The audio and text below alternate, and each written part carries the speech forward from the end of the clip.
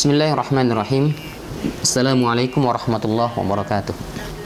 Ikhwani fillah rahimakumullah. Alhamdulillah, kita berada di satu bulan yang Allah Subhanahu wa taala muliakan dari bulan-bulan lain, di mana surga dibuka oleh Allah Subhanahu wa taala, neraka ditutup oleh Allah Subhanahu wa taala, dan setan-setan pun diikat dalam bulan ini. Mudah-mudahan kita bisa mendapatkan keberkahan yang banyak, bisa mendapatkan maghfirah dari Allah Subhanahu wa taala.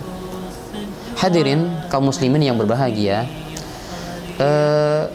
puasa yang Allah wajibkan kepada seluruh orang-orang yang beriman, sebagaimana firman Allah Subhanahu wa taala dalam surat Al-Baqarah ayat 183, a'udzubillahi minasyaitonirrajim. Ya ayyuhalladzina amanu kutiba alaikumusiyam kama kutiba alal ladzina min qablikum la'allakum tattaqun. Wahai orang-orang yang beriman, diwajibkan atas kalian berpuasa sebagaimana puasa itu diwajibkan oleh Allah atas orang-orang sebelum kamu, agar kamu bertakwa. Allah Subhanahu wa taala memberikan janji.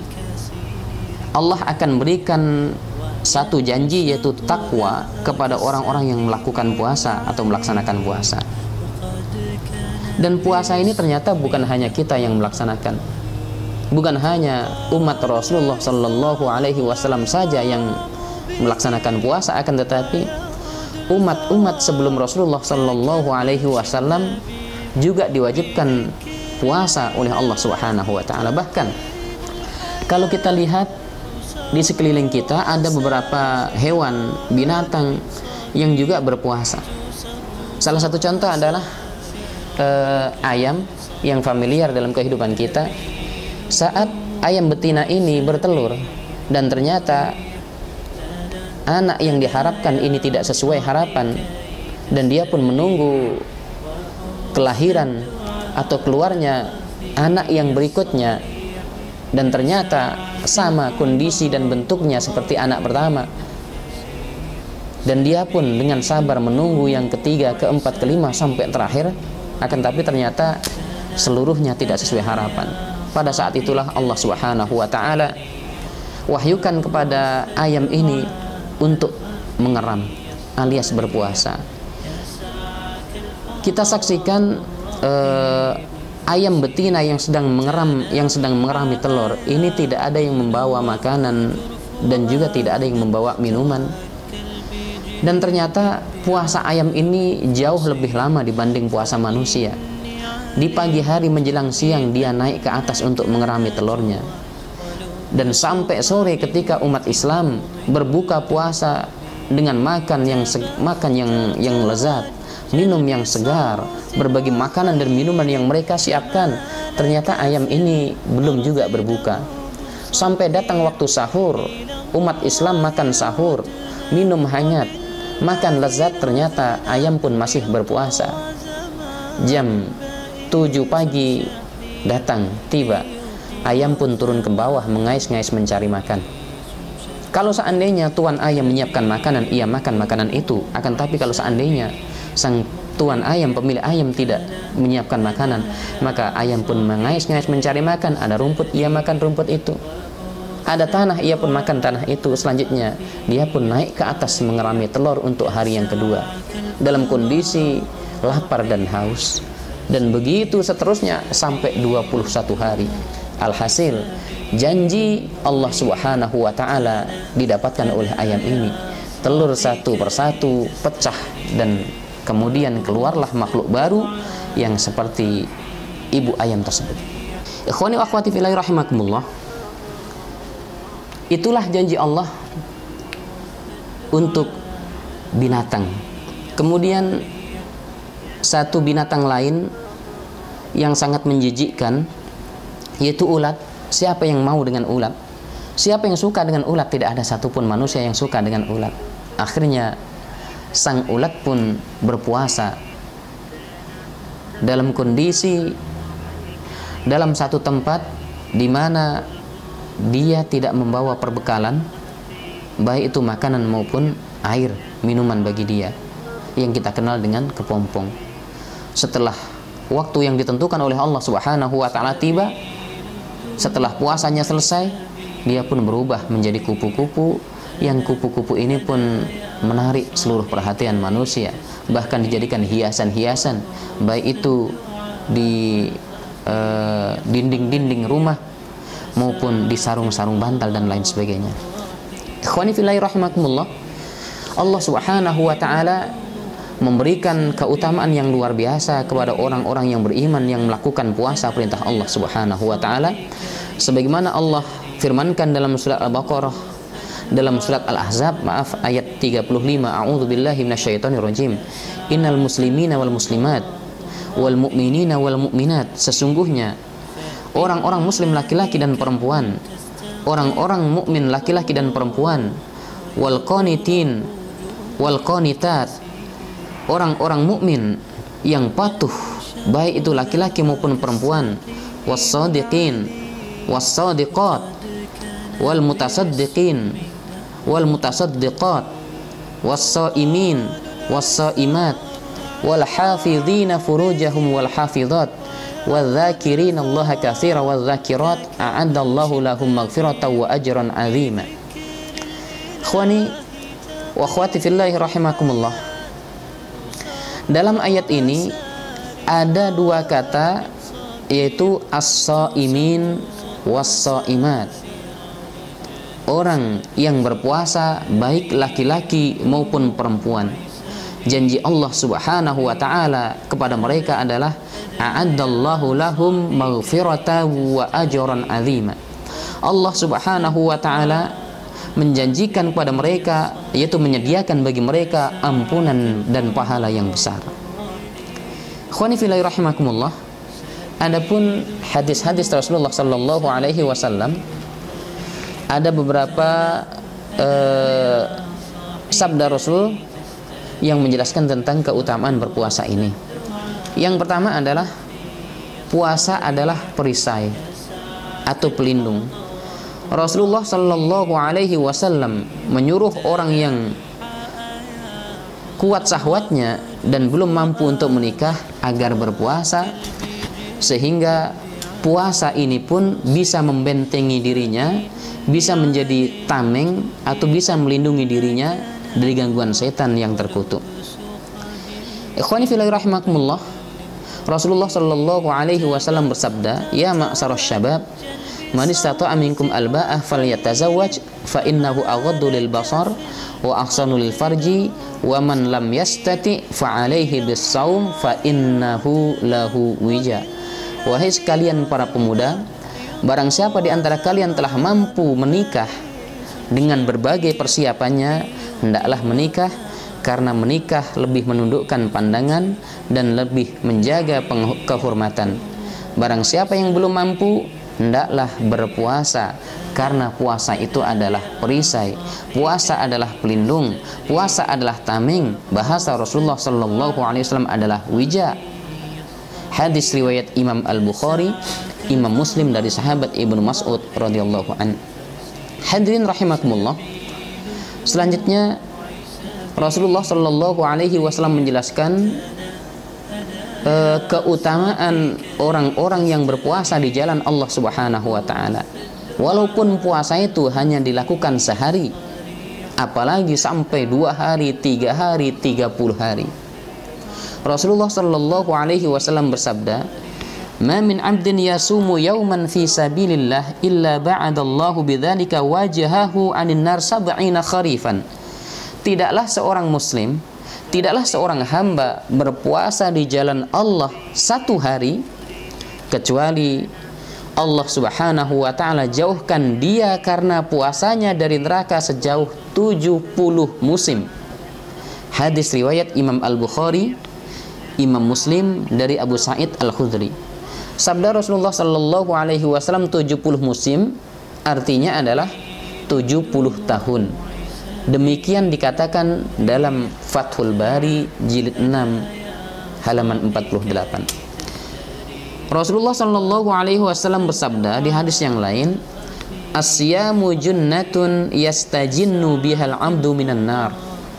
Puasa adalah perisai, seorang hamba berperisai dengannya, yaitu dengan puasa dari api neraka.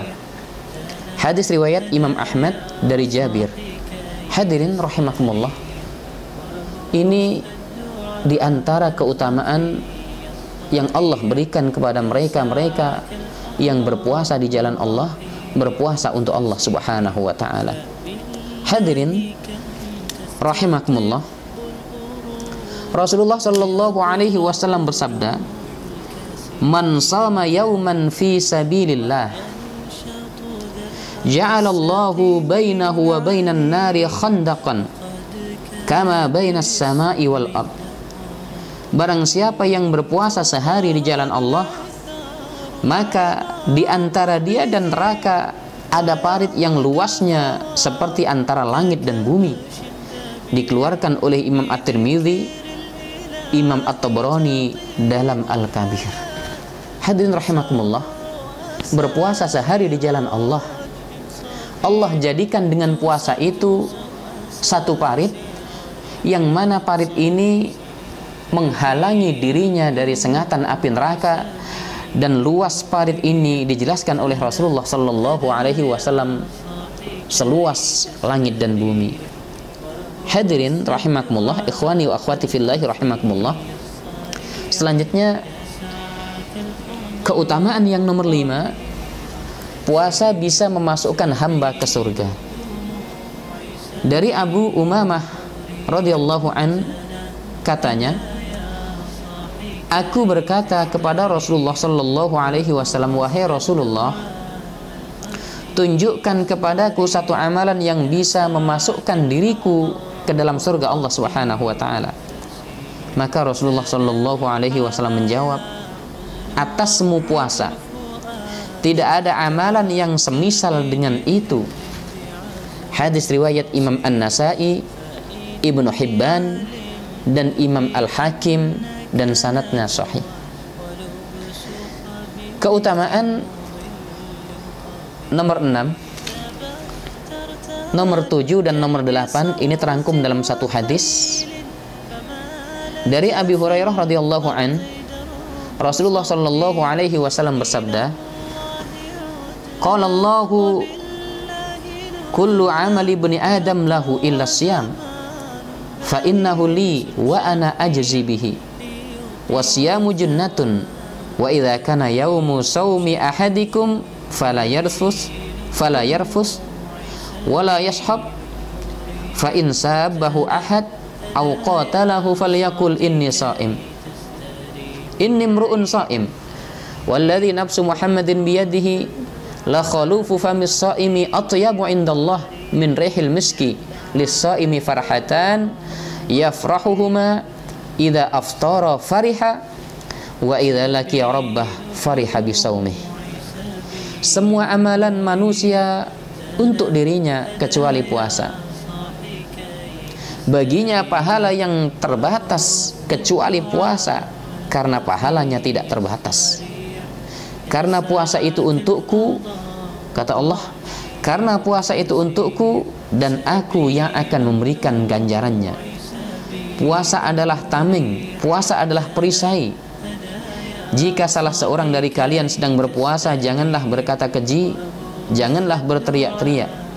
Jika ada orang yang mencercanya atau mencacinya, ataupun orang memeranginya, maka ucapkanlah, aku sedang puasa. Demi zat yang jiwa Muhammad di tangannya, sesungguhnya bau mulut orang yang berpuasa lebih wangi di sisi Allah Subhanahu wa ta'ala daripada bau misik atau kasturi. Orang yang puasa mempunyai dua kegembiraan. Jika berbuka mereka bergembira, jika bertemu Rabbnya mereka bergembira karena puasa yang ia lakukan. Hadis riwayat Imam Al-Bukhari dan Imam Muslim. Ikhwani fillah rahimakumullah, ada 3 keutamaan yang Rasulullah Shallallahu Alaihi Wasallam sabdakan dalam hadis tadi. Yang pertama adalah pahala orang puasa tidak terbatas. As-siyamu fa innahu li wa ana ajzi bihi. Kemudian keutamaan yang nomor 2 adalah orang puasa memiliki 2 kegembiraan. Yang pertama ketika iftar, berbuka puasa, dan yang kedua adalah ketika bertemu dengan Allah Subhanahu wa taala. Dan keutamaan yang ketiga, bau mulut orang yang puasa di sisi Allah lebih wangi dari bau misk atau kasturi. Ikhwani wa akhwati fillah rahimakumullah. Selanjutnya keutamaan berikutnya adalah puasa dan Al-Quran akan memberi syafaat pertolongan kepada ahlinya di hari kiamat. Sebagaimana sabda Rasulullah sallallahu alaihi wasallam, "As-siyamu wal Qur'anu yashfa'ani lil 'abdi yaumal qiyamah." Yaqulu as-siyam, "Ay Rabb, mana'tuhu at-ta'ama wasyahawati bin nahar, fasyafi'ni fihi." Wa yaqulu al-Qur'an, "Mana'tuhu an-nauma bil lail, fasyafi'ni fihi." Qala fayashfa'an. Puasa dan Al-Quran akan memberikan syafaat kepada hamba di hari kiamat. Puasa akan berkata, "Wahai Allah, wahai Rabb, aku akan menghalanginya dari makan dan syahwat, maka berilah dia syafaat pertolongan karenaku." Al-Quran pun berkata, "Aku telah menghalanginya dari tidur di malam hari, maka berilah dia syafaat karenaku." Rasulullah Shallallahu Alaihi Wasallam bersabda, maka keduanya akan memberi syafaat atau pertolongan. Hadis ini diriwayatkan oleh Imam Ahmad, Imam Hakim, dan Abu Nuaim. Ikhwani fillahi rahimakumullah. Selanjutnya, puasa adalah kafarat. Di antara keistimewaan puasa yang tidak ada dalam amalan lain adalah Allah menjadikan puasa sebagai kafarat bagi orang yang memotong rambut kepalanya ketika haji karena ada udzur sakit atau penyakit di kepalanya. Kafarat tebusan bagi orang yang tidak mampu memberi kurban. Kafarat bagi pembunuh orang kafir yang punya perjanjian karena membatalkan sumpah, atau yang membunuh binatang buruan di tanah haram, dan sebagai kafarat zihar. Ada beberapa ayat yang menjelaskan tentang keutamaan puasa.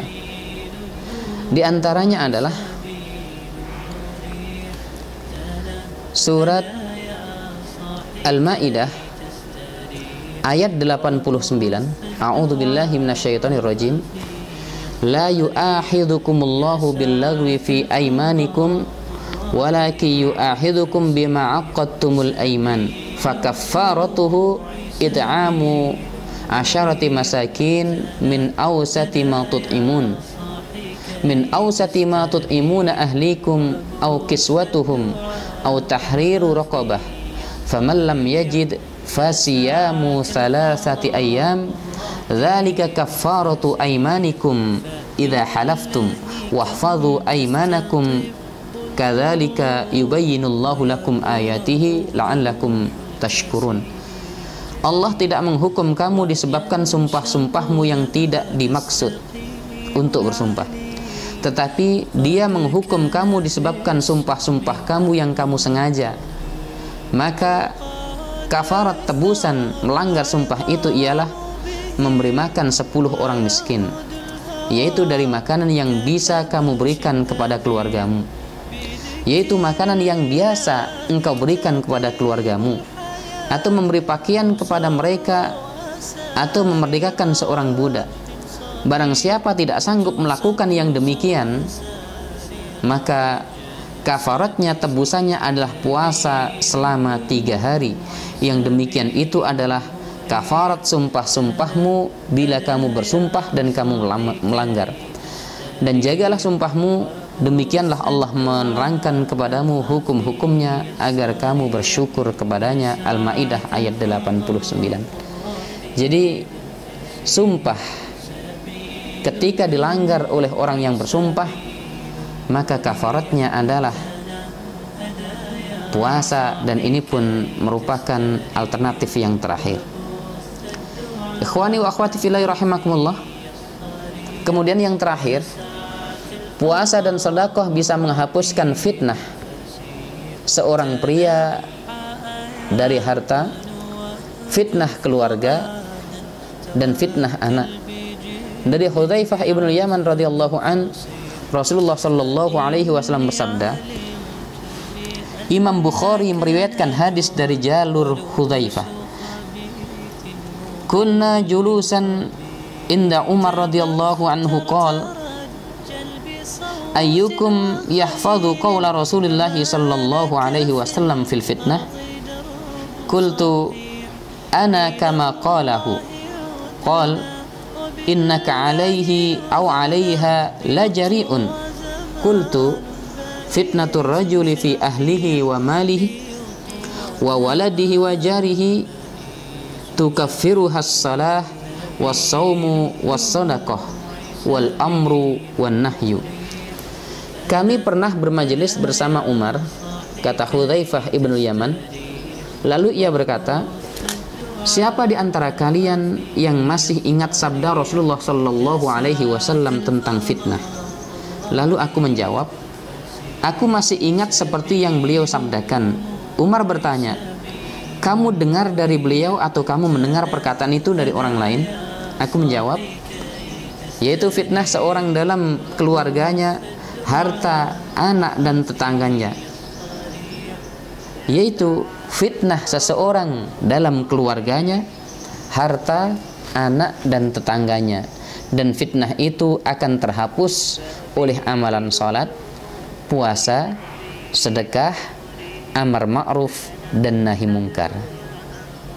Hadirin ikhwani wa akhwati fillah rahimakumullah, keutamaan yang terakhir, maka Sahal bin Sa'id As-Sa'idi radhiyallahu an meriwayatkan satu hadis dari Rasulullah sallallahu alaihi wasallam, bahwasanya Rasulullah sallallahu alaihi wasallam bersabda, inna fil jannati baban yuqalu lahu rayyan yadkhulu minhu as-sa'imun yaumal qiyamah la yadkhulu minhu ahad ghairuhum yuqalu aina as-sa'imun fayaqumun la yadkhulu minhu ahad ghairuhum fa idza dakhalu ughliqa falam yadkhul minhu ahad fa idza dakhala akhiruhum ughliq wa man dakhala syariba wa man sariba lam yazma abadan. Sesungguhnya dalam surga ada satu pintu yang disebut dengan Rayyan.